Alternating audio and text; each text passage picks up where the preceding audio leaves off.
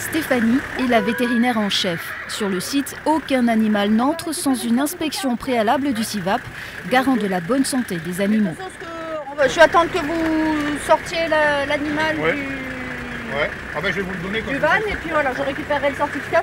Un certificat sanitaire que doivent présenter chaque éleveur.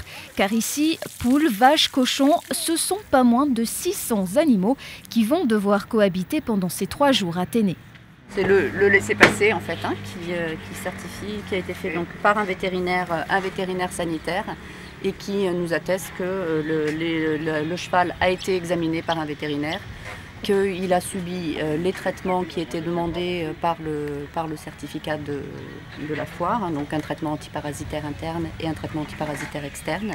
Cette visite vétérinaire a été effectuée dans les 10 jours précédant la foire. Charge au CIVAP de s'assurer qu'entre-temps, l'animal n'a pas été exposé à une quelconque maladie. Un contrôle clinique externe, pas toujours facile, s'impose. Ils ont fait aussi une longue route et il faut faire avec leur tempérament. On voit bien extérieurement qu'il n'y a pas de signes cliniques, il n'y a pas de mouchage ou quoi que ce soit. Il n'y a pas de tic ni quoi, donc il n'y a aucun problème. Freckel Little Destiny, à l'instar de la 60aine de chevaux qui concourent aujourd'hui, ont donc été jugés conformes aux normes vétérinaires et place au concours. Désormais, ils seront soumis au regard du jury et c'est Freckel Little Destiny qui a remporté le concours des talents Quarter Horse.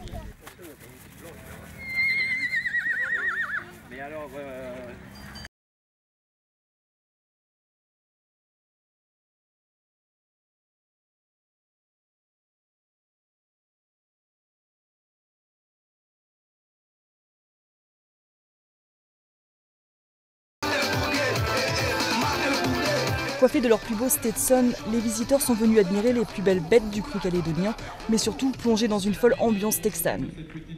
Je suis pas d'ici, non, je suis de métropole. Vous attendiez à quoi en fait en venant ici?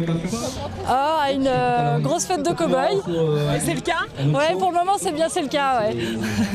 On va plutôt aller voir le stop car et puis les chevaux et puis manger des brochettes. Voilà.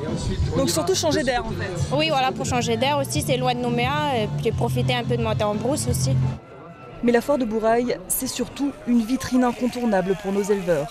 Et côté animation, il y a de l'idée, comme cette démonstration de tonte de mouton, un spectacle qui risque de devenir bien rare en Calédonie, mais pour la bonne cause, développer la filière ovine. Il y a eu une importation d'embryons de race Dorper, un mouton qui est déléné et qui est très rustique. Alors pourquoi déléné? Parce que nous aujourd'hui on a des moutons qui sont pleins de laine et la laine on n'en fait rien. On a travaillé avec une première race qui est le Wiltshire, qui lui est carrément déléné sous le ventre et sous le cou.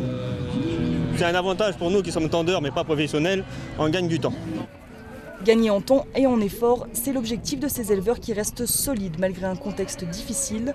Mais pour certains, la passion prend toujours le pas sur la rentabilité. C'est le cas pour David qui a monté son exploitation il y a tout juste 6 ans.